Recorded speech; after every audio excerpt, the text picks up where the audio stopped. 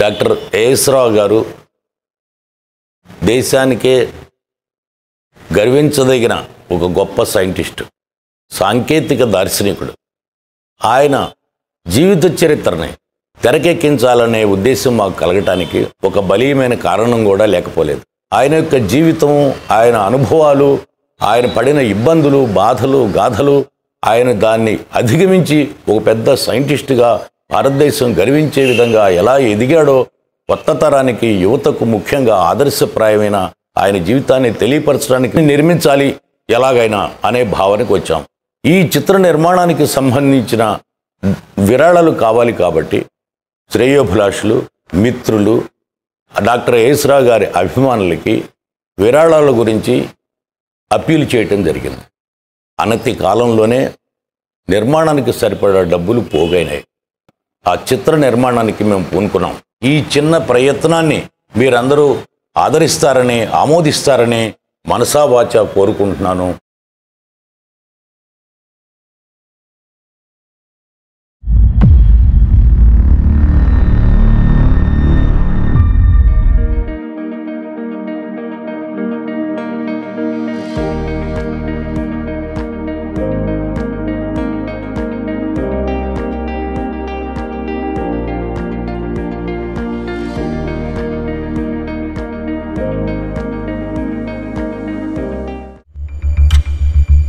భూమి తన చుట్టూ తాను తిరుగుతూ సూర్యుని చుట్టూ తిరుగుతూ ఉంటుంది.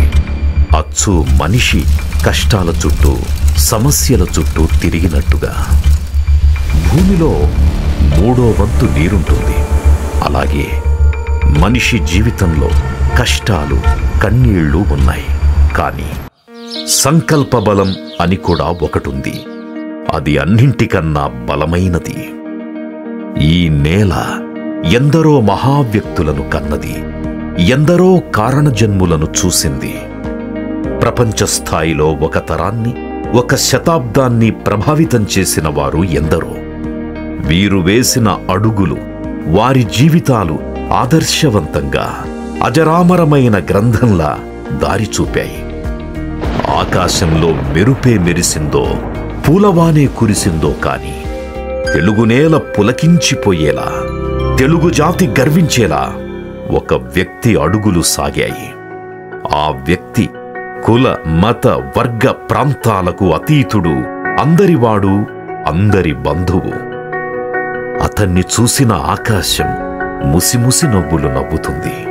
తనను మోసిన భూమి ఆ పాదస్పర్శకి ఇప్పటికీ పులకించిపోతూనే ఉంటుంది. అదొక పేరు కాదు, ఒక వ్యవస్థ. ఒక వ్యక్తి కాదు, సమూహ శక్తి. సాధారణ స్థాయి నుంచి అసాధారణంగా ఎదిగి దేశానికి, రాష్ట్రానికి సాంకేతిక విప్లవం తెచ్చిన వీరుడి గాథ.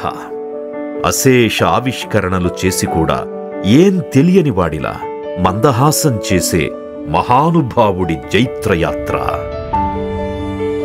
అయ్యగారి సాంబశివరావు, ఆయనే ఏఎస్ రావు. ఎప్పుడైనా చరిత్ర పుస్తకాలలో నిద్రపోతుందేమో కాని ఏఎస్ రావు లక్షల మంది గుండెల్లో అపురూపమైన జ్ఞాపకంలా నిలిచిపోయాడు. పుట్టుక నీది, చావు నీది, బతుకంతా దేశానిది. అవును, కాళోజీగారన్నది నిజం. ఇది నిజం చెయ్యడానికి ఎన్ని త్యాగాలు, ఎన్ని కష్టాలు, ఎన్ని అవమానాలు, ఎన్ని కన్నీళ్లు, ఎన్ని నిద్రలేని రాత్రులు గడిపారో కదా.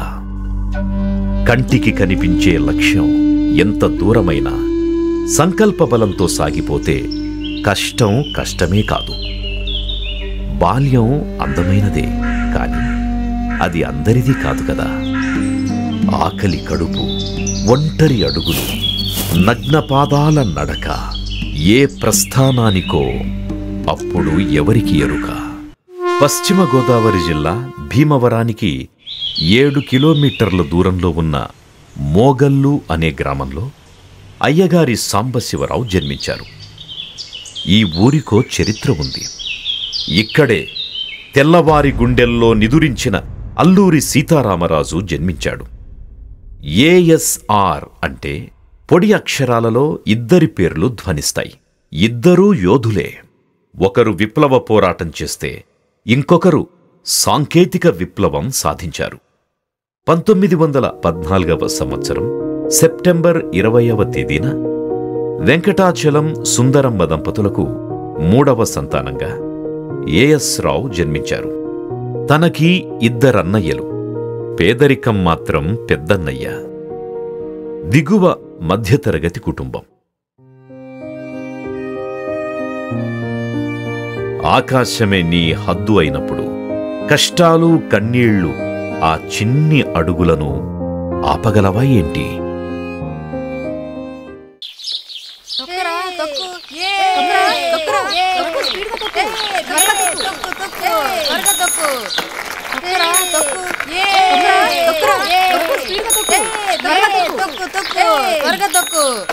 ఒరే ఒరే తొయ్యకండ్రా, చైన్ ఊడిపోయింది. నేను పెడతా చైను. ఒరే తప్పుకోండ్రా, నేను పెడతాను.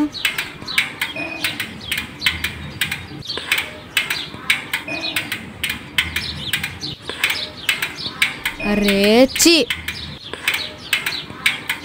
మీతో అవ్వదురా. సాంబుల్లా ఉన్నాడే. సాంబులు వస్తున్నాడ్రా. మీతో అవ్వదు, ఆడుతూనే అవద్ది. అరే కొంచెం ఈ చైన్ ఎక్కించరా. ఒరే సాంబులు, ఈ చైన్ ఎక్కించరా, మాతో అవ్వట్లేదు.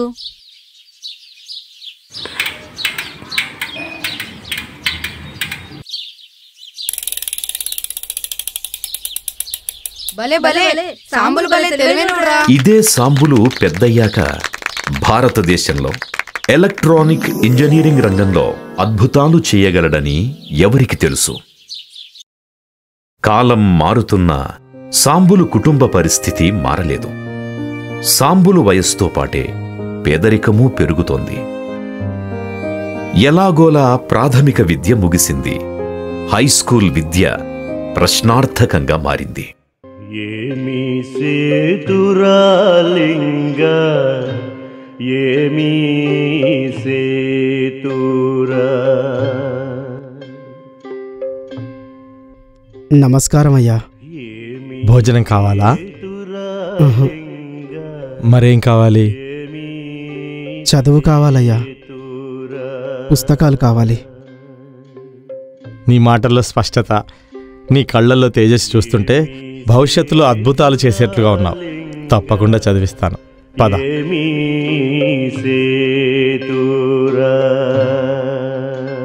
చదివిస్తాను రా.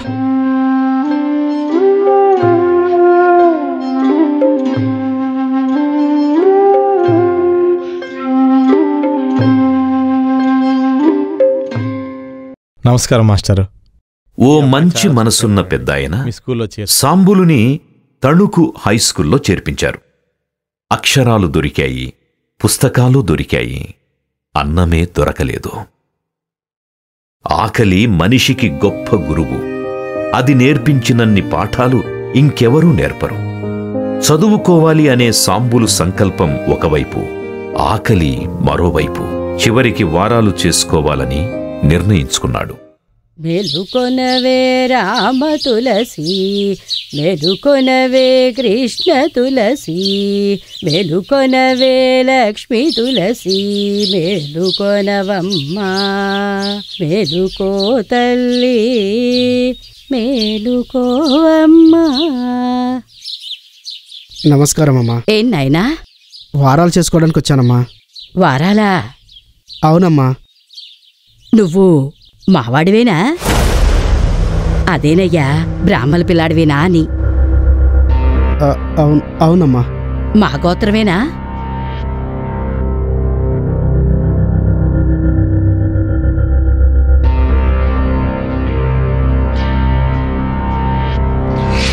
బ్రాహ్మణ పిల్లాడనేగా చెప్పాడు.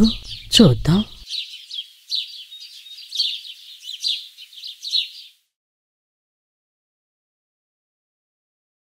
నగ్గుమో గనలేని నాజాలి తెలిసే, నగుమో కనలేని నాజాలి తెలిసే నన్ను రాధ శ్రీ రఘువర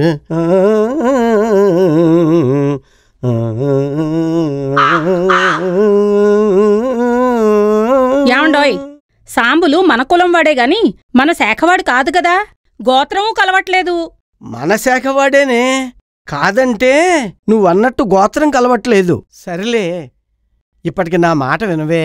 తను చెప్తోంది నిజమే కదా, అయినా మనమెందుకు పెట్టాలి గోత్రం కలవనప్పుడు? నిజమేలేవే, ఆకలి మనుషులకి ఉంటుంది కానీ శాఖలకి గోత్రాలకి ఉంటుందిటే. ఆకలేసి పెట్టమంటున్నాడు కదే. అలా అని అందరినీ పిలిచి పెడతారటండి? అందరికీ పెట్టమని ఎందుకంటానే, మనవాడేగా. సర్లేవే, ఊరుకో, వింటే బాధపడతాడే. మీరు అలా అంటే ఎలాగా? ఏదో మనకున్న దాంట్లో మనకున్న దానిలో పెట్టచ్చు, కానీ అడ్డమైన వాళ్ళని తీసుకొచ్చి పెట్టరు. వీడికి ఒప్పుకున్నాను సరే, ఇంకెవరికి నేను పెట్టలేను, నా వల్ల కాదు. మీరు పెట్టమన్నా నేను పెట్టను. మనుషులకే కులం గాని ఆకలికి కులం లేదుగా పట్టెడన్నం పెట్టడానికి. నరం లేని నాలుకకు ఈ నరులకు కులం శాఖలు అడ్డొచ్చాయి. అప్పుడే సాంబులు మనసులో కులాలు, మతాలు, దేవుడు, నమ్మకాలు వీటన్నింటి మీద ఒక అవగాహనొచ్చింది. కులమే ఒక విషవృక్షం చూడగా, అందులో శాఖలొకటి నీచంగా, అన్నము పెట్టు పుణ్యము దక్కునా. బాగా సాగుతుందండి. బాగా చదువుకుంటున్నావు కదా, చదువుతున్నా. బాగా చదువుకోమా, మంచి స్థాయికి రావాలి నువ్వు. ఇంకా బాగా చదువుకుని మంచి స్థాయికి ఎదిగి అందరికీ పేరు తేవాలి. అలాగేనండి. అలాగే చేస్తావు కదూ? అలాగేనండి. ఆకలిస్తున్నట్టుంది, త్వరగా వడ్డించు. ఏ జన్మలో ఏం రుణపడున్నానో నాయనా, ఈ జన్మలో నీకు వండి పెట్టాల్సి వస్తోంది. వద్దంటే వెండు మా ఆయన. నువ్వు వడ్డించవే. కర్మ, నా కర్మరా. నువ్వు భోంచేయి బాబు, నువ్వు భోంచేయి నాయనా. చదువుకోవాలన్న ఉక్కు సంకల్పం ముందు కాలం, కన్నీళ్లు, కష్టాలు ఓడిపోయాయి. కాని బిచ్చుకత్తుల్లాంటి ఆ మాటలు, కళ్ల ముందు కనిపిస్తోన్న కులాల కుళ్ళు సాంబులు కళ్ళు తెరిపించాయి. ఇలాంటి సంఘటనలే సాంబులను నాస్తికవాదం వైపు నడిపించాయి. చివరిదాకా నాస్తికుడిగా, మానవతావాదిగా తన ప్రయాణం సాగించాడు. వారాలు చేసుకునే సాంబులకు వారానికి 7 రోజులుండడం పెద్ద గండాన్ని తెచ్చిపెట్టింది. అతి కష్టం మీద 5 రోజులు వారాలు చేసుకోగలిగాడు. మిగిలిన శని, ఆదివారాలు మినుములు నానబెట్టుకొని తింటూ కడుపు నింపుకున్నాడు. కష్టాన్ని తన సంకల్ప బలంతో అధిగమించాడు.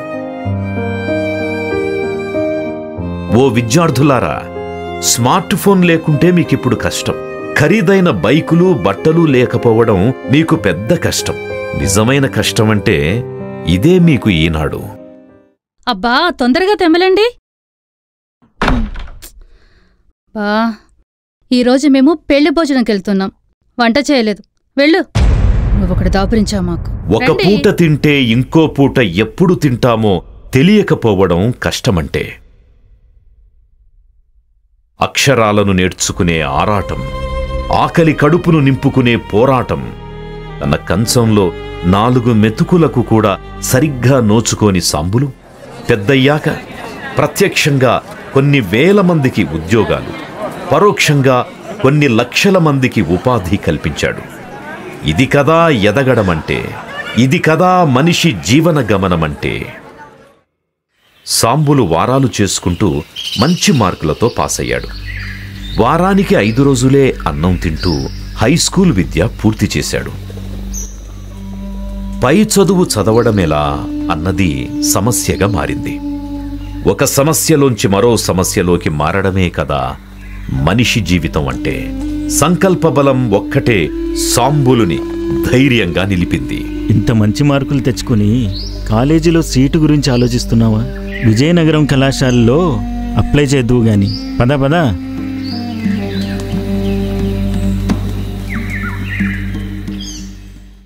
విజయనగరం మహారాజావారి కాలేజీలో మెరిట్ ఆధారంగా సాంబులకు సీటు, హాస్టల్ వసతి, భోజనం దొరికాయి.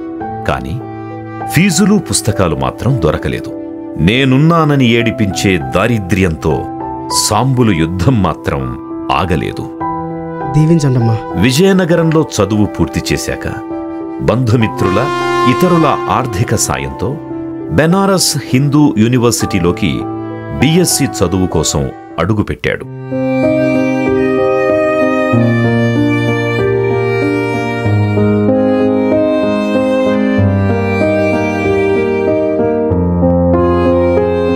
ఎక్కడికెళ్లినా పేదరికం నీడలా తనను వెంటాడుతూనే ఉంది. పరీక్షలొచ్చాయి, కాని పుస్తకాలు లేవు. కొనుక్కునే స్తోమత లేదు. చదువుకోవాలి అనే సంకల్పం మాత్రమే ఉంది సాంబులులో. అదొక్కటి చాలు గదా.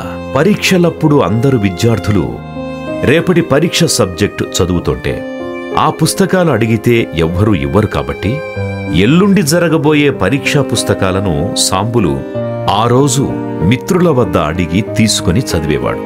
ఏరా, చదువుతున్నావా? అవును, చదువుతున్నా సాంబశివ. నాకెల్లుండి పరీక్షకు పుస్తకాలిస్తావా? ఏరా సాంబశివ, అందరూ రేపటి పరీక్ష కోసం ఆరాటపడుతుంటే నువ్వేంటి ఎల్లుండి పరీక్ష తాలూకా పుస్తకాలు అడుగుతున్నావు? నా దగ్గర అచ్చు పుస్తకాలు లేవు కదరా. ఒకరోజు అన్నం లేకపోతే పస్తులు పడుకుంటాన్రా. అదే అక్షరాలు దొరక్కపోతే, అంటే పుస్తకాలు లేకపోతే ఊపిరి ఆగిపోయినట్టుగా ఉంటుందిరా. నేను రేపటి పరీక్షకు నిన్నే చదివేసుకున్నాను. ఎల్లుండి పరీక్షకు పుస్తకాలు కావాలరా.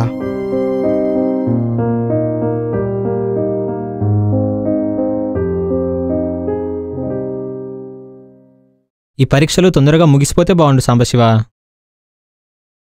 జీవితం అంటే రోజు పరీక్షే మిత్రమా. సరే మరి, నేను ఉంటాను. సరే సాంబశివ. ఎంత గొప్ప ఆలోచన!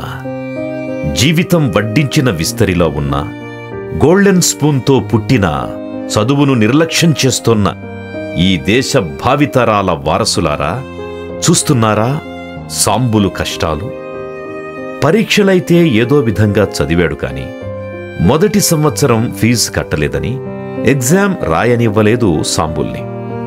కాని మంచి మనసున్న అప్పటి యూనివర్సిటీ కమిటీ చైర్మన్ అయిన మదన్ మోహన్ మాలవ్యను కలిసి తన పరిస్థితిని వివరించాడు. పరీక్ష రాయాలంటే ఫీజు కట్టాలిగా, ఆ విషయం తెలీదా? నాకు కొంచెం గడువివ్వండి సార్.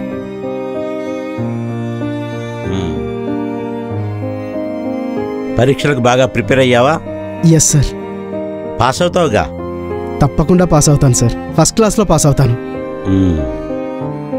నా జీవితంలో నన్ను చాలా ప్రశ్నలు వెంటాడుతున్నాయి.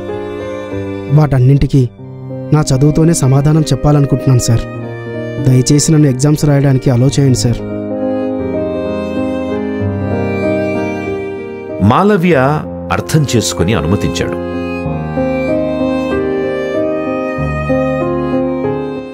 నీ కళ్ళలోని తేజస్సులో ఆ భారతావని భావి వెలుగులు కనిపిస్తున్నాయి. అలాగే all the best. Thank you sir. Thank you so much. ఒకటో సంవత్సరం, రెండో సంవత్సరం కూడా ఇలానే జరిగింది.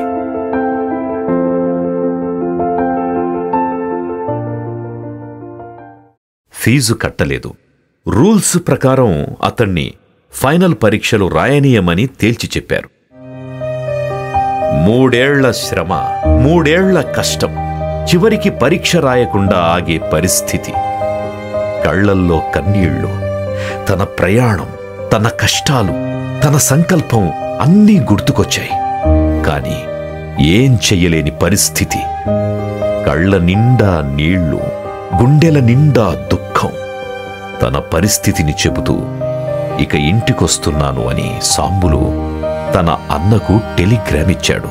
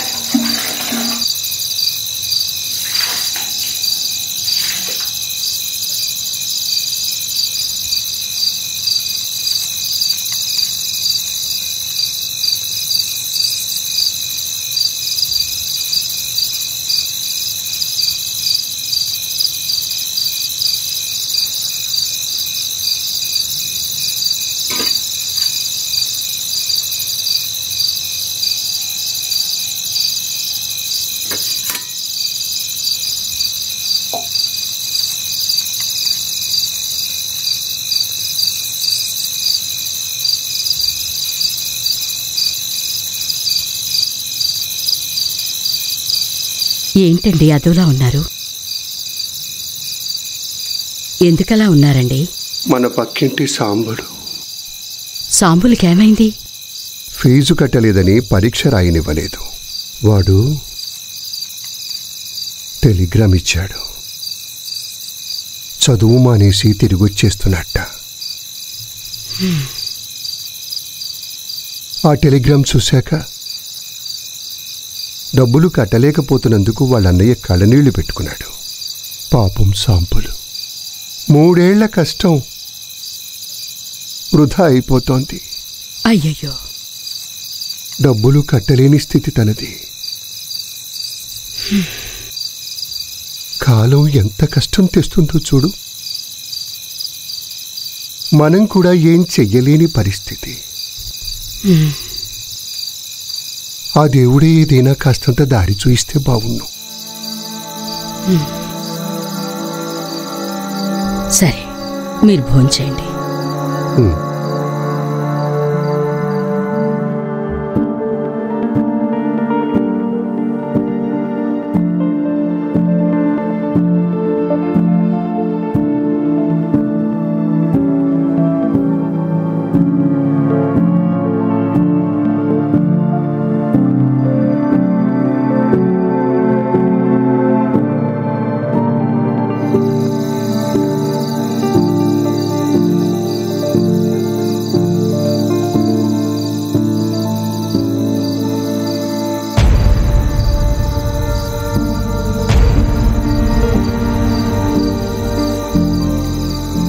ఏంటే ఇది?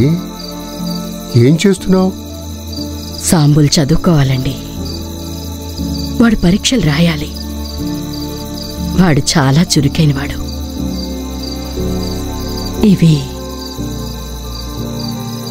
అమ్మి డబ్బులిచ్చిరండి.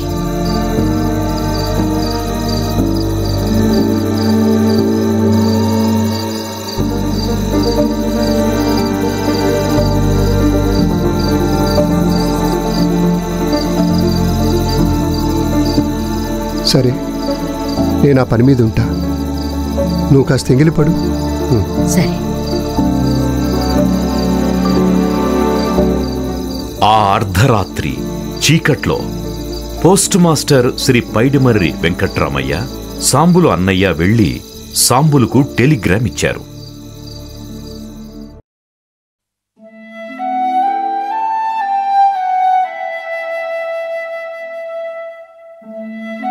Telegram.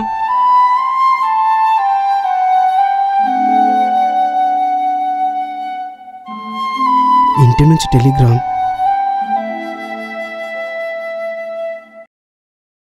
Don't start, money follows.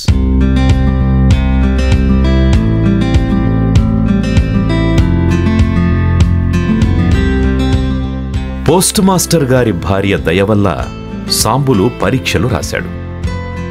BSc తరువాత ఎంఎస్సిలో చేరాడు. అదే సంవత్సరం కాకినాడ వాస్తవ్యులైన అన్నపూర్ణమ్మ గారితో వివాహం జరిగింది. 1939వ సంవత్సరంలో బెనారస్ హిందూ యూనివర్సిటీ నుండి ఎంఎస్సి పట్టా అందుకున్నారు. ఇదే యూనివర్సిటీలో డెమాన్స్ట్రేటర్గా చేరారు. 5 ఏళ్లు ఉద్యోగం చేశారు. స్వాతంత్ర్యోద్యమాలు ఉద్ధృతంగా నడుస్తోన్న రోజులవి. మహాత్మాగాంధీ, జవహర్లాల్ నెహ్రూ, ఆచార్య రంగా లాంటి వారు యూనివర్సిటీకొచ్చి ఇచ్చే ఉపన్యాసాలను విన్న సాంబులులో దేశభక్తి ఉవ్వెత్తున ఎగిసింది.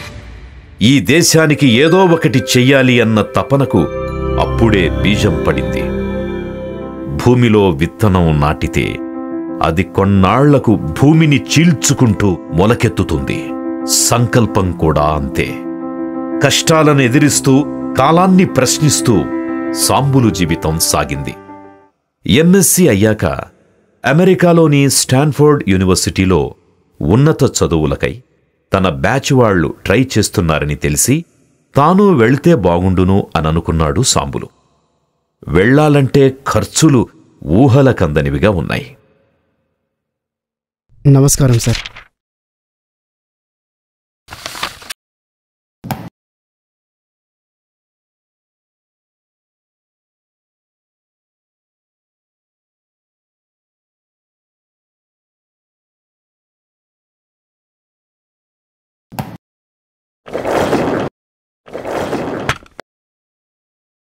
నేను మీకు ఎందుకు సహాయం చేయాలనుకుంటున్నారు?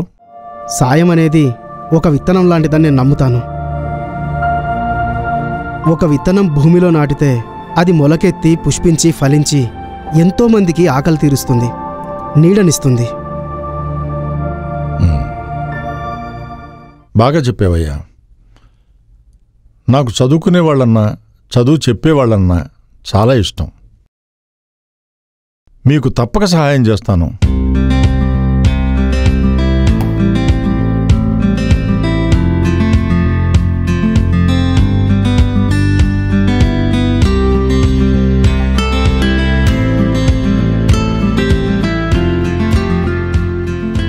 అప్పటి యూనివర్సిటీ వైస్ ఛాన్సలర్ అయిన డాక్టర్ సర్వేపల్లి రాధాకృష్ణన్ రికమెండేషన్ లెటర్తో సాంబులుకు అమెరికాలోని స్టాన్ఫోర్డ్ యూనివర్సిటీలో సీట్ వచ్చింది. టాటా ఎండోమెంట్ సంస్థ వారు అప్పుగా కొంత, స్కాలర్షిప్గా కొంత సాయం అందించారు. సాంబులు అమెరికా పయనమయ్యారు.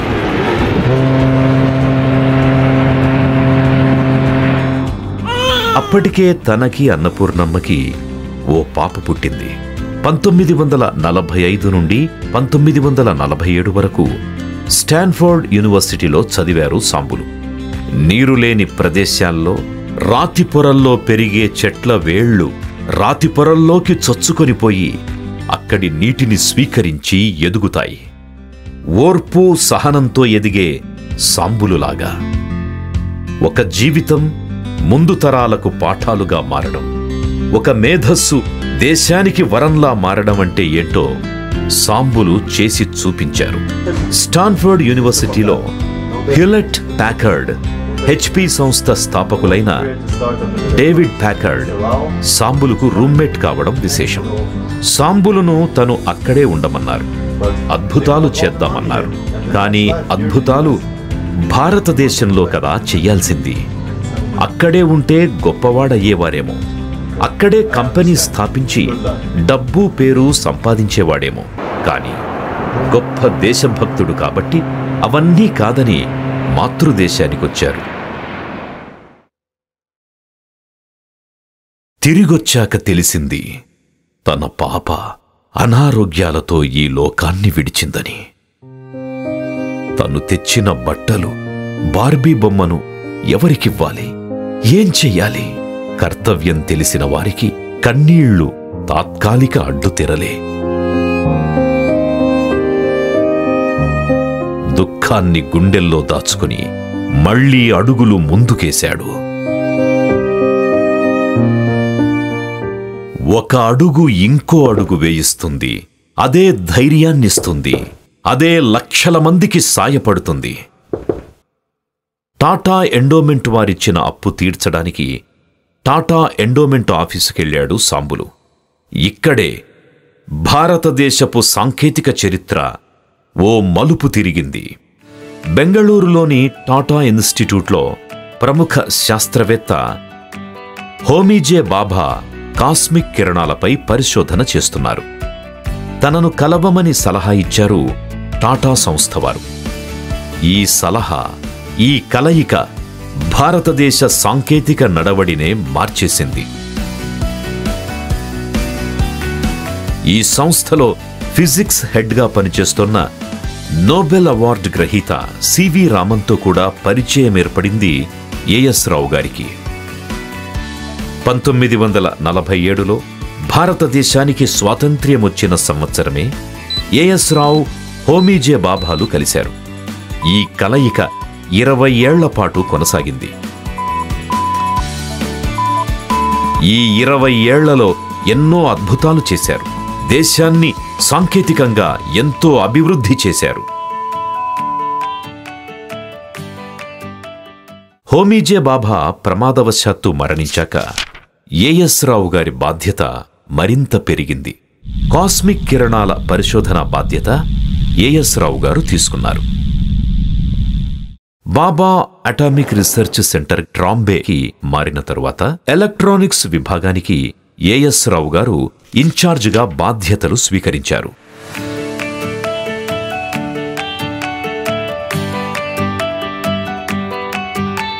Congratulation sir. అది మొదలు భారతదేశంలో సాంకేతికత పరుగులు తీయడం ప్రారంభించింది.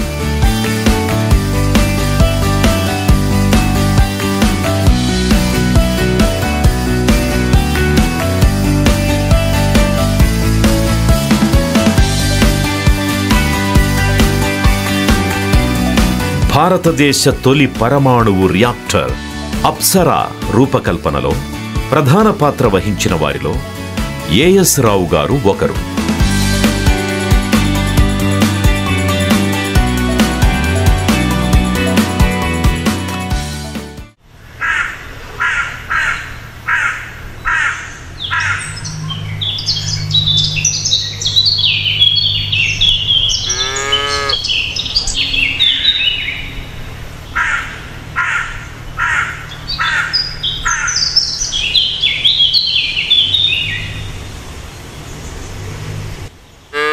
ఒకరోజు సాంబులు తను నడిచిన నేల తాను పుట్టిన గ్రామానికెళ్ళాడు. శుభంలా ఉంది.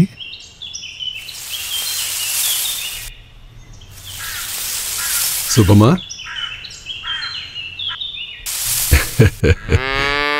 ఎవరండి మీరు?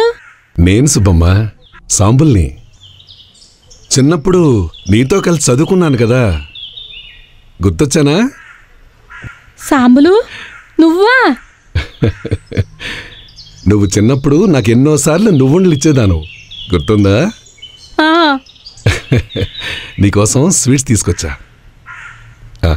తీసుకో.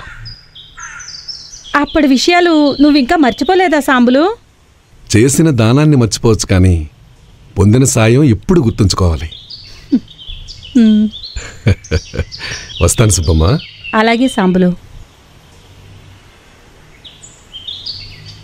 పొందిన సాయాన్ని జీవితాంతం గుర్తుపెట్టుకోవడం సాంబులులో ఉన్న గొప్ప లక్షణం. 1962లో చైనాతో జరిగిన యుద్ధం భారతదేశానికి యుద్ధ పరికరాల అవసరాన్ని తెలియజెప్పింది. ఇతర దేశాల నుండి దిగుమతి చేసుకున్న యుద్ధ పరికరాలు సరిగ్గా పనిచేయకపోవడంతో స్వదేశీ పరిజ్ఞానంతో సొంతంగా తయారు చేసుకోవాలని నెహ్రూ గారు హోమీజే బాబా సారథ్యంలో ఒక కమిటీ వేశారు. ఆ కమిటీలో ప్రధాన పాత్రధారి ఏఎస్ రావు గారు. ఈ కమిటీ 3 ఏళ్లు అధ్యయనం చేసి సొంతంగా పరికరాలు తయారు చేసుకోవాలి అంటే ఏం చెయ్యాలో రిపోర్టు తయారు చేశాక ఆ రిపోర్టును సమర్పించక ముందే హోమీజే బాబా 1966లో స్విట్జర్లాండ్ విమాన ప్రమాదంలో మరణించారు. ఆ తరువాత ఆ కమిటీకి విక్రమ్ సారాభాయ్ అధ్యక్షులయ్యారు. ఆ కమిటీ సిఫారసుల ఫలితంగా ప్రభుత్వ ప్రైవేటు రంగ సంస్థలకు అవసరమైన ఎలక్ట్రానిక్ పరికరాల తయారీ సంస్థ ఒకటి అవసరమని కమిటీ సూచించింది. ఈ రిపోర్టును యథాతథంగా అప్పటి భారత ప్రధాని ఇందిరాగాంధీకి సమర్పించారు. అయితే ప్రభుత్వ రంగ ప్రైవేటు రంగ సంస్థలకి అవసరమైన ఎలక్ట్రానిక్ పరికరాల తయారీ కేంద్రం ఎక్కడ ఉండాలని అందరూ చర్చలు కొనసాగించారు. బొంబాయి కేంద్రంగా ఉండాలని కొందరు, లేదు ఇంకో చోట ఉండాలని, రాజకీయ నాయకులు తమ ప్రాంతంలోనే ఉండాలని అంటుంటే ఎందరో బొంబాయిలోనే ఉండాలని తీవ్రంగా ప్రయత్నించినా ఏఎస్ రావు గారు మాత్రం ఆనాటి ప్రధాని ఇందిరాగాంధీని కలిసి ఆ సంస్థ హైదరాబాదులో స్థాపించేలా ఒప్పించారు. అదే electronics corporation of India limited, ECIL. ECIL ఇది ఏఎస్ రావు గారు తెలుగువారికిచ్చిన గొప్ప వరం. ఆయన పట్టుదల, ఆయన ముందు చూపే వేల మందికి ఉద్యోగాలు కల్పించింది. ఆయన ఒక్కో ఆలోచన కొత్త కొత్త ఉత్పత్తులకు శ్రీకారం చుట్టింది. 1970వ ప్రాంతంలో కంప్యూటర్ అంటేనే తెలియని రోజుల్లోనే స్వదేశీ పరిజ్ఞానంతో రూపొందించిన TDC-12 అనే కంప్యూటర్, దాని తరువాత జనరేషన్ అయిన TDC-16, TDC-32 లాంటి కంప్యూటర్స్ తయారు చేసిన ఘనత ఈసీఐఎల్దే. మన దేశంలోని తొలితరం కంప్యూటర్ ప్రముఖులంతా ఈసీఐఎల్లో పనిచేసి వెళ్లిన వారే అవడం విశేషం. ఈసీఐఎల్ సంస్థ తయారు చేసిన కంప్యూటర్స్ ఎన్నో అంతరిక్ష పరిశోధనలకు ఉపయోగపడ్డాయి. ఈసీఐఎల్ తయారు చేసిన కంప్యూటర్స్, ఎలక్ట్రానిక్ పరికరాలు సామాన్య మానవులకు, రైతులకు, వ్యవసాయ వైద్య రంగాలలో కూడా ఎంతో ఉపయోగపడ్డాయి. ఈసీటీవీ మొదలు రైల్వే రిజర్వేషన్స్ కోసం, బ్యాంకుల ఆధునీకరణ కోసం, దూరదర్శన్ కోసం, సైట్ కార్యక్రమాలకు టీవీలు, ఫ్యాక్స్ మిషన్లు తయారు చేసివ్వడం ఈసీఐఎల్ ఘనతే. మనం ప్రస్తుతం వాడుతున్న ఎలక్ట్రానిక్ ఓటింగ్ మిషన్ల రూపకల్పన ఏఎస్ రావు గారిదే. విమానాశ్రయాలలో స్కానింగ్ మిషన్లు, ఇంకా రక్షణ రంగంలో స్వదేశీ పరిజ్ఞానంతో తయారు చేసిన nuclear power plant control systems మొదలైన వాటన్నింటి రూపకల్పన వెనుక చోదక శక్తి ఏఎస్ రావు గారే కావడం గొప్ప విషయం. యుద్ధ రంగాలలో అవసరమయ్యే కొన్ని ఎలక్ట్రానిక్ ఫ్యూజులు ఈసీఐఎల్ 10 లక్షలకు పైగా తయారు చేస్తే అందులో ఏ ఒక్కటి ఫెయిల్ కాకపోవడం ఈసీఐఎల్ నాణ్యతా ప్రమాణాలకు నిదర్శనంగా చెప్పుకోవచ్చు. హోమీ బాబాకు, ఏఎస్ రావు గారికి, విక్రమ్ సారాభాయికి సెల్ఫ్ రిలయన్స్, స్వావలంబనతో భారతదేశం అభివృద్ధి చెందాలని, ఎలక్ట్రానిక్స్ రంగంలో, అణు విభాగంలో ఎవరి భుజస్కంధాలపైన మనం ఆధారపడకూడదని చెప్పేసేసి చాలా పట్టుదల ఉండేది. హోమీ బాబా ఎయిర్ యాక్సిడెంట్లో చనిపోయినప్పుడు విక్రమ్ సారాభాయి చేతిలో పగ్గాలు వెళ్ళాయి. అప్పుడు ఎలక్ట్రానిక్స్ ప్రొడక్షన్ని ఒక కమర్షియల్ స్కేల్లో చేయటం అనేది సబబని, దాన్ని కూడా దేశంలో విజయవంతంగా నిరూపించాలనే ఉద్దేశంతో కొన్ని యాక్టివిటీస్ని ఈసీఎల్ అనేటువంటి ప్రభుత్వ రంగ సంస్థ కింద పెట్టాలని చెప్పేసి ఆలోచించి 1967 సుమారులో దానికి బియ్యం పోసి 1969లో చాలా యాక్టివిటీస్ని హైదరాబాద్కు షిఫ్ట్ చేశారు. ఆ ఈసీఎల్ మొట్టమొదట కొంతకాలం సనత్ నగర్లో పనిచేసి మెల్లమెల్లగా ఇప్పుడున్నటువంటి ఈసీఎల్ ఎక్కడైతే ఉందో అక్కడికి షిఫ్ట్ చేసి చాలా డివిజన్స్ స్థాపించడం అనేది జరిగింది. దేశం కోసం ఎంతలా ఆలోచించేవారో కార్మికుల గురించి కూడా అంతే ఆలోచన చేసేవారు ఏఎస్ రావు గారు. ఆనాడు ఈసీఐఎల్కి హైదరాబాదు పట్టణంలోని నలుమూలల నుండి కార్మికులు, ఉద్యోగులు దూరాభారాలకు ఓర్చి రావడం ఏఎస్ రావు గారు గమనించి దగ్గర ప్రాంతంలోనే వారు ఇళ్లు కట్టుకుంటే ఇబ్బంది పడరు అన్న ఉద్దేశంతో ఈసీఐఎల్ సమీపంలో స్థలం సేకరించి ఉద్యోగులకు ఇళ్ల నిర్మాణం చేపట్టారు. ఆ కాలనీకి ఏఎస్ రావు గారి పేరు పెట్టాలని ఉద్యోగులు నిర్ణయిస్తే ఏఎస్ రావు గారు సున్నితంగా తిరస్కరించారు. అయినా కూడా వారు అభిమానంతో ఆయన పేరే పెట్టారు. అదే ప్రస్తుతం మనం చూస్తున్న డాక్టర్ ఏఎస్ రావు నగర్. ఇదే ఈనాడు ప్రపంచానికి బాగా సుపరిచితమయ్యింది.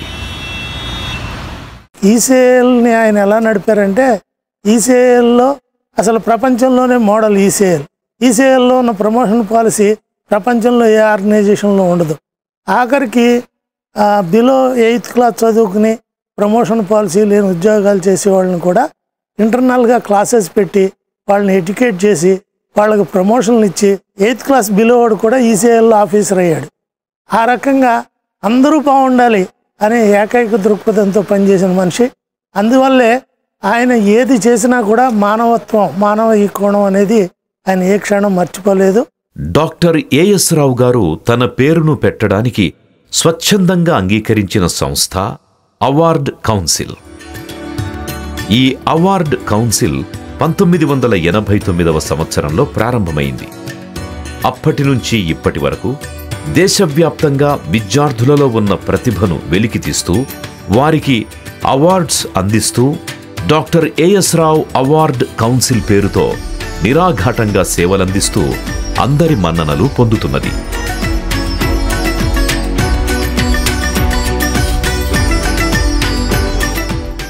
ఒక కొంతమంది మెంబర్స్ అందరం కలిసి ఒక times challenge search examination conduct చేద్దామని స్టార్ట్ చేసాం.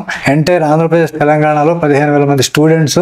ఆ టెస్ట్ మేము మ్యాథమెటిక్స్, ఫిజిక్స్, కెమిస్ట్రీ, బయాలజీ ఈ 4 సబ్జెక్టుల మీద 2 టెస్టులు కండక్ట్ చేస్తాం. దాని ఆ బేసిస్ చేసుకుని మేము ఒక ప్రైజ్ డిస్ట్రిబ్యూషన్ కూడా కండక్ట్ చేస్తాం. వాళ్ళకి ఫస్ట్ ప్రైజ్ వచ్చిన వాళ్ళకి 25,000, సెకండ్ ప్రైజ్ వచ్చిన వాళ్ళకి 15,000, థర్డ్ ప్రైజ్ 10,000. 9th క్లాస్లో చదివిన పిల్లలకి మేము ఒక practical oriented residential workshop conduct చేస్తాం. పర్టికులర్గా ఆ పిల్లలకి మొత్తం అంతా ప్రతిదీ బైనాకులర్స్ ఎలా ఉంటాయి, ఏది ఎలా ఉంటుందో అంతా చూపించి ప్రాక్టికల్గా చూపించి 1 వీక్ వాళ్ళకి రెసిడెన్షియల్ మొత్తం అంతా కంప్లీట్ వాళ్ళు అక్కడే ఉంటారు. ఇది 2వ కార్యక్రమం. 3వ కార్యక్రమం ఏంటంటే జిల్లా పరిషత్ స్కూల్ టీచర్స్ ఈ రోజుల్లో టెక్స్ట్ బుక్స్ చాలా మార్పులు చెందుతూ ఉన్నాయి. ఆ మార్పులకు అనుగుణంగా మహబూబ్నగర్ జిల్లాలో 578 మంది టీచర్స్కి మేము ఓరియంటేషన్ ప్రోగ్రామ్స్ కండక్ట్ చేయాలి. అందులో మ్యాథ్స్ మీద, ఫిజిక్స్, కెమిస్ట్రీ, బయాలజీ మీద మెలకువలు ఎట్లా చెప్పాలి, టీచర్కి సిలబస్ మాట ఎట్లా చెప్పాలి, పిల్లలకి ఎట్లా అర్థం అవుతుంది అనేది 3 టెస్టులు కండక్ట్ చేస్తాం. ఇది మా ఏఎస్ ట్రావెల్స్ కౌన్సిల్ సంస్థ ముఖ్య ఉద్దేశం. 1978లో ఏఎస్ రావు గారు రిటైర్ అయ్యారు. తనను చూడడానికి, పలకరించడానికి అందరూ వచ్చి టైం వృధా చేసుకుంటారు అన్న సదుద్దేశంతో నో విజిటర్స్ ప్లీజ్ అన్న బోర్డు పెట్టుకున్నారు. ఏఎస్ఆర్ గారి సింప్లిసిటీకి ఇంతకన్నా మంచి ఉదాహరణ ఏం కావాలి? ఏఎస్ రావు నగర్ కట్టిన స్థలంలో సిబ్బంది తనకు 600 గజాల స్థలాన్ని ఇవ్వబోతే తిరస్కరించారు. ఇవ్వడమే కాని తీసుకోవడం తెలియని గొప్ప మనసు తనది. ఇంట్లో పనివాళ్లకు సైతం సాయం చేస్తూ వాళ్ల అప్పుల్ని తీర్చారు. ఇందిరాగాంధీ వాడిన కారును తాను వాడేవారు. అలాంటిది రిటైర్ అయ్యాక ఆ కారును అక్కడే వదిలి వెళ్లి బస్టాప్లో నిలుచుని సిటీ బస్సులో ఇంటికి వెళ్లిన గొప్ప మనిషి ఏఎస్ రావు గారు. అండి టికెట్ టికెట్ అండి టికెట్ టికెట్ అండి. ఏఎస్ రావు నగర్ ఒక టికెట్.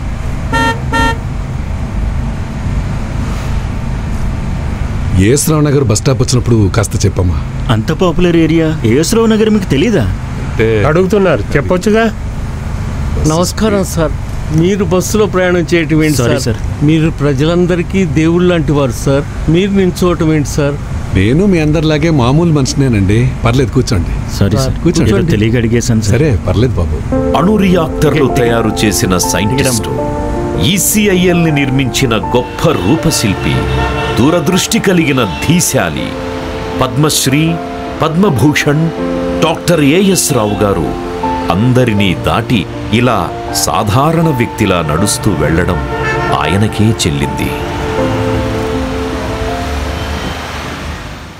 తన భార్య అన్నపూర్ణమ్మ అనారోగ్యం పాలైతే అన్నీ తానై తనకు సేవలందించారు.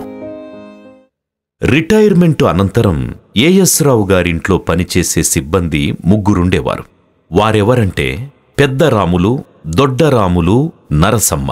వీళ్ల సంక్షేమం కోసం, వీరి పిల్లల చదువుల కోసం కూడా ఆలోచించారు ఆయన. వాటి కోసం బ్యాంకులో టర్మ్ డిపాజిట్ చేసేవారు. ఉపాధి కోసం రాములకు ఆటో కొనిపెట్టారు. ఏఎస్ రావు గారు అందులోనే తిరిగేవారు. అది కూడా ఆటో బాడుగా ఇచ్చి మరీ తిరిగేవారు. ఇలా నా ఆటోలో తిరగడం ఏంటి సార్? విమానం ఎంత పైకి గాల్లో ఎగిరినా కానీ ఎప్పుడో ఒకప్పుడు నేల మీదకి దిగాల్సిందే కదా రాములు. సార్, ఇంత సాదాసీదాగా బతకటం మీకు ఎలాగ అలవాటైంది సార్? చంద్రుడి మీదకి మానవుడు వెళ్ళాడు, అంతరిక్షాన్ని జయించాడు, కానీ అంతరంగాన్ని జయించలేకపోతున్నాడు. చంద్రుడి మీదకి వెళ్లిన మనిషి అయినా ఈ నేల మీదకి దిగాల్సిందే. ఈ నేల మీద, ఈ మట్టి మీద రైతు పండించిన పంటని తినాల్సిందే. ఎంత ప్రయాణించినా మనిషి చివరికి మట్టిలోనే కదా కలిసిపోవాల్సిందే. చూడు, మధ్యలో ఈ ఆడంబరాలని ఎందుకు రాములు, పద వెళ్దాం. కూర్చోండి సార్. సార్, ఒక్కసారి కొంచెం కాళ్ళు జరపండి సార్. ఆటోలో దుమ్మెక్కువైపోయింది సార్. మీ పాదాలను తాకుతారంటే మీరు ఒప్పుకోరు కదా సార్. అందుకే ఇలా దొంగతనంగా మొక్కాల్సి వస్తుంది. మీరు మా దేవుడు సార్, దేవుడు. రాములు, పోనివమ్మా. అటనే సార్. ఒక మనిషి ఎంత ఎత్తుకెదిగినా కూడా ఇంత ఒదిగి ఉండడం నిజంగా ఆశ్చర్యానికే ఆశ్చర్యం. ఏఎస్ రావు గారికి ఎన్ని అవార్డులిచ్చి తన వ్యక్తిత్వాన్ని కొలవగలం మనం? ఎన్నిచ్చినా తక్కువే కదా. 1960లో పద్మశ్రీ అవార్డ్, శాంతి స్వరూప్ భట్నాగర్ అవార్డ్, ఆంధ్ర యూనివర్సిటీ గౌరవ డాక్టరేట్, 1972లో పద్మభూషణ్ అవార్డును అందుకున్నారు. అన్నింటినీ మించి లక్షలాది మంది గుండెల్లో స్థానం సంపాదించుకున్నారు. అంతకు మించిన గొప్ప అవార్డు ఏముంటుంది? బాబుగారు ఉత్తరాలు వచ్చేయండి. అలాగే. పద్మశ్రీ అవార్డును అందుకున్న తరువాత మోగల్లు గ్రామం నుండి ఏఎస్ రావు గారికి ఎన్నో ఉత్తరాలొచ్చాయి. అందులో ఒకటి ఇలా ఉంది. శ్రీ అయ్యగారి సాంబశివరావు గారికి, అయ్యా, మీకు భారత ప్రభుత్వం పద్మశ్రీ అవార్డును అందజేసినందుకు మన ఊరంతా సంబరాలు చేసుకుంటోంది. మోగల్లు గ్రామ ప్రజలు మీకు శుభాకాంక్షలు తెలియజేస్తున్నారు.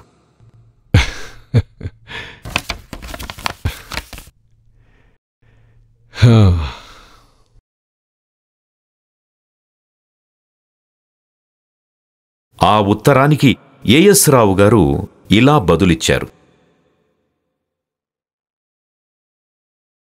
మోగల్లు గ్రామవాసులందరికీ నమస్కారాలు. మీ అభినందనలు అందినవి. కాని సాంబశివరావు గారు, మీరు అంటూ మీరు అన్న మాటలు నన్ను బాధించాయి. ఇలా నన్ను గౌరవించి దూరం చెయ్యకండి.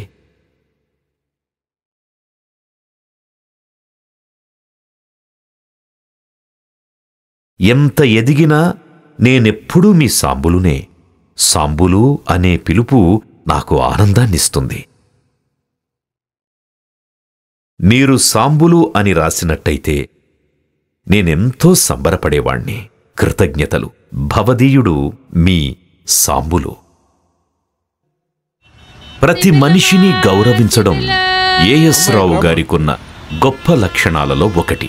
ఒకసారి ఏమైందంటే, నర్సమ్మా ఇవి దించు. ఏమ్మా, ఒక చీపురు ఎంతకిస్తావు? 5 రూపాయలు ఏంటయ్యా? మొత్తం తీసుకుంటాను. ఇవ్వు. నిజంగానా అయ్యా? అన్నీ కొంటావా? అవును. తగ్గించమంటావా? ఏమొద్దమ్మా, అన్నీ ఇవ్వు. మొత్తం ఎన్ని చీపుళ్ళు? ఓ 20 దాంకుంటాయి. అలాగే తీసుకో. దండాలు దొరా, చల్లగా బతుకు. అలాగే. లోపలికి తీసుకెళ్ళి నర్సమ్మా.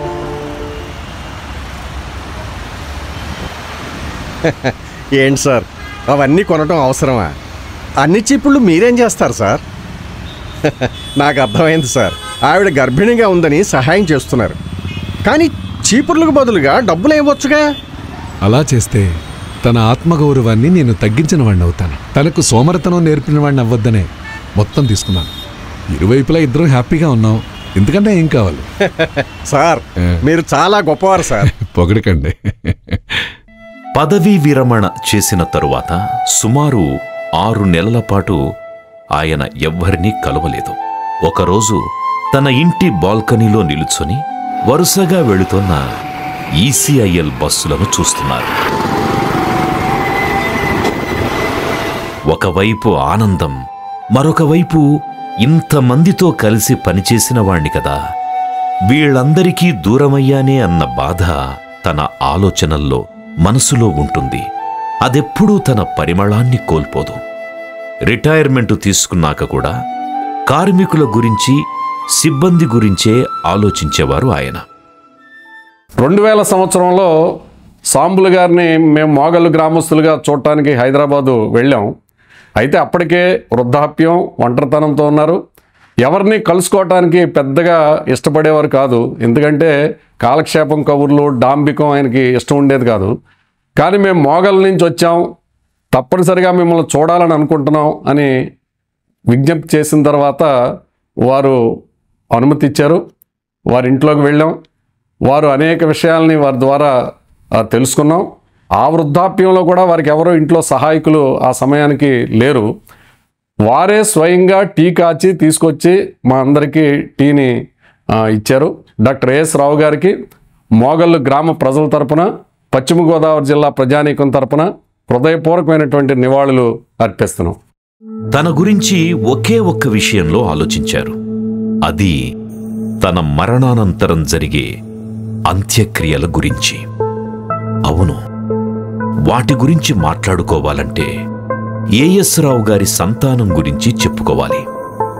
ఏఎస్ రావు గారికి మొత్తం 7 సంతానం. 4 అబ్బాయిలు, 3 అమ్మాయిలు. వీరిలో 6 డాక్టర్లు కావడం ఒక విశేషమే. దాదాపు ఏఎస్ రావు గారి పిల్లలందరూ విదేశాల్లో స్థిరపడ్డారు. అందరూ వారికిష్టమైన వృత్తుల్లో, ఇష్టమైన దేశాలలో నివసించడానికి కారణం ఏఎస్ రావు గారు వారికి వ్యక్తిగత స్వేచ్ఛనివ్వడమే. He gave us the education and taught us to think for ourselves, but he never forced us to do anything that he wanted. He wanted us to think for ourselves and do the best we could with life. కన్నీటితో పెరిగిన వృక్షము కష్టాలను ఈదిన జీవనము కడు పేదగా గడిపెను బతుకంతా కడగండ్ల దాటెన తడు స్థైర్యంగా.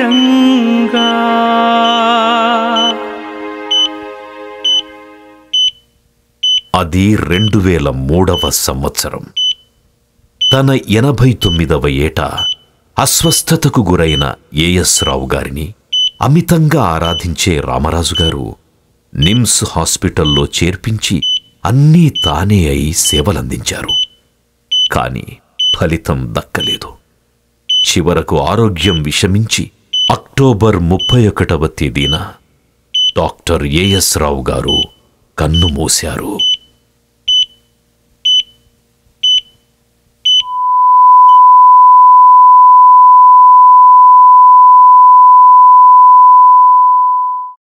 తన మరణానంతరం జరిగే అంత్యక్రియల గురించి ముందుగానే ఒక వీలునామా రాసిపెట్టి దాని అమలు కోసం వికే ప్రేమ్చంద్ గారి ఆధ్వర్యంలో ఒక కమిటీ వేశారు.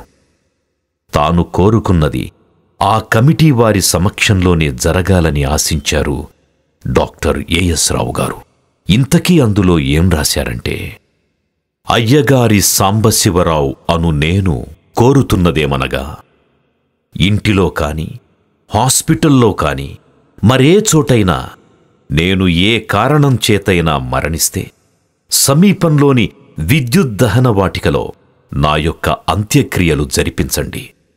దయచేసి నా శవాన్ని ప్రదర్శనకు పెట్టి ఇతరుల సమయాన్ని వృధా చెయ్యకండి. ఎలాంటి కులమత సంబంధిత క్రతువులు చెయ్యకండి. నా పిల్లలు విదేశాల నుండి వచ్చేదాకా ఎదురు చూడాల్సిన అవసరం లేదు. ఈసీఐఎల్లోని వారంతా నా పిల్లలే. నా మరణానంతరం నా ఒంటి మీద బట్టలు తొలగించకండి. నా భార్య గాజులు, మెట్టెలు, తాళిబొట్టు, నుదుటన కుంకుమబొట్టు తీయాల్సిన అవసరం లేదు.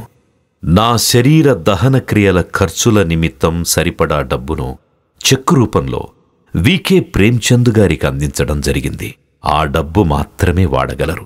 నా శవ దహన ప్రక్రియలో ఎలాంటి వివాదాలకు తావులేదు. నేను కోరుకున్న విధంగా అంత్యక్రియలు జరిపించడంలో ఏవైనా సమస్యలెదురైతే సమీపంలోని పోలీస్ స్టేషన్లో సంప్రదించండి. దేశానికి సాంకేతికతనందించిన ఒక దిగ్గజం దివికేగింది. ఆయన భౌతికంగా మాత్రమే మనకు దూరమయ్యారు. సాంకేతిక శక్తే నీ ఆశయం,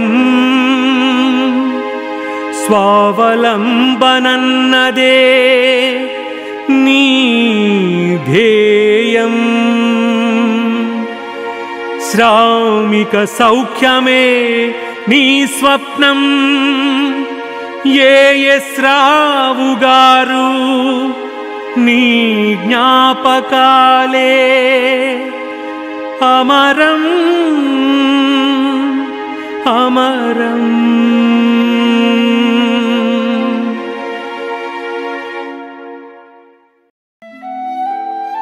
సూర్యుడు పొద్దున్నే కనిపించి రాత్రి మాయమవుతాడు. ప్రతిరోజు ప్రతి నిమిషం ఏదో ఒక రూపంలో ఆయన మనలను పలకరిస్తూనే ఉంటారు. ఈసీఐఎల్లో తన అడుగులు చెరిగిపోయాయేమో గాని ఆయన మాత్రం అందరి గుండెల్లో ఒక పచ్చబొట్టులా ఎప్పటికీ నిలిచే ఉంటారు. ఎందరిలోనో స్ఫూర్తిని నింపిన మా సూర్యుడు డాక్టర్ ఏఎస్ రావు గారు, అదే మా అయ్యగారి సాంబశివరావు గారు మాత్రం సదా మా కళ్ల ముందు కనబడుతూనే ఉంటారు. నిరంతరం మా జ్ఞాపకాలలో మెరుస్తూనే ఉంటారు. స్వతంత్ర విప్లవ వీరుడై అల్లూరి ప్రభవించిన నేలలో సాంకేతిక విప్లవకారుడై ఏఎస్ రావు ఉదయించే సూర్యుడై.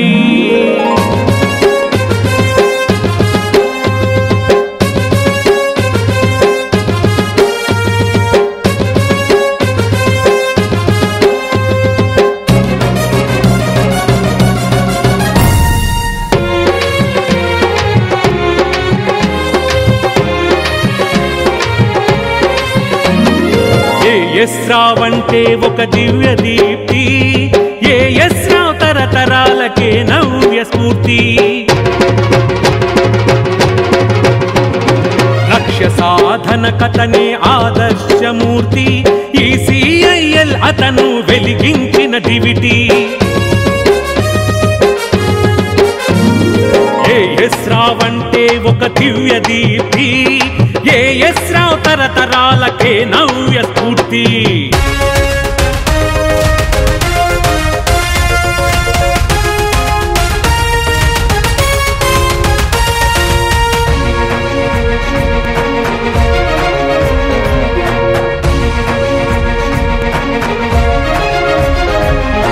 జీవితమే ఒక పోరాటంగా సాగిన పయనం, ఎగుడు దిగుడులనధిగమించిన అంతిమ విజయం.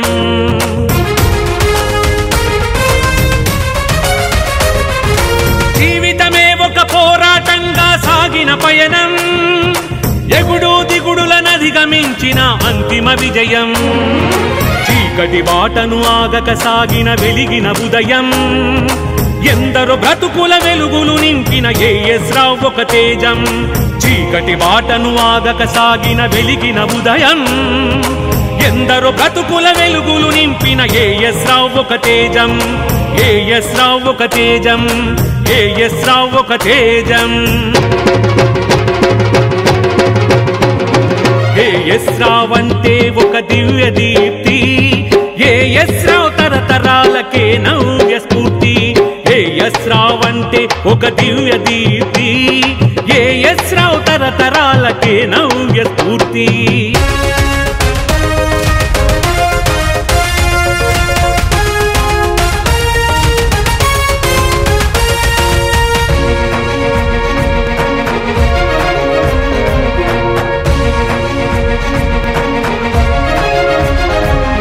కుల వ్యత్యాసం కూడదు కుళ్ళని నిరసించిన నైజం, మతాల కన్నా మమతే మేలని చాటి చెప్పిన వైనం.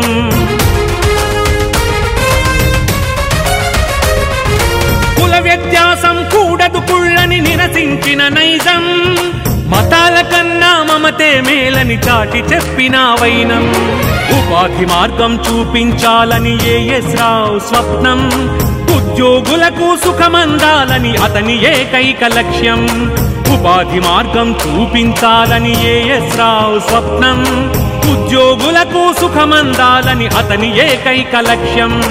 అతని ఏకైక లక్ష్యం, అతని ఏకైక లక్ష్యం. ఏఎస్ రావు అంటే ఒక దివ్య దీప్తి, ఏఎస్ రావు తరతరాలకే నవ్య స్ఫూర్తి. ఏఎస్ రావు అంటే ఒక దివ్య దీప్తి, ఏఎస్ రావు తరతరాలకే నవ్య స్ఫూర్తి.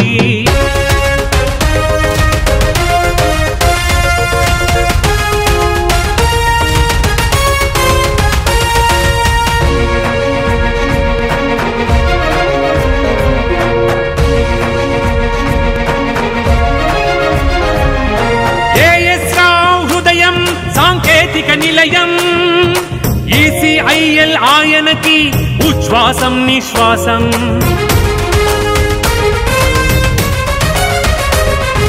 ఏఎస్ రావు హృదయం సాంకేతిక నిలయం. ఈసీఐఎల్ ఆయనకి ఉచ్ఛ్వాసం నిశ్వాసం. స్వకీయమైన ఉత్పత్తులు అతని కృషికి ఫలితం. తెలుగు నేల నెలవాయను అద్భుత భాండారం.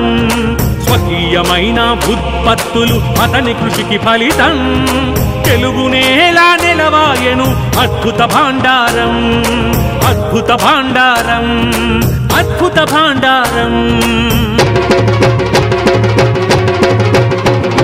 ఏఎస్ రావు అంటే ఒక దివ్య దీప్తి. ఏఎస్ రావు తరతరాలకే నవ్య స్ఫూర్తి. ఏఎస్ రావు అంటే ఒక దివ్య దీప్తి.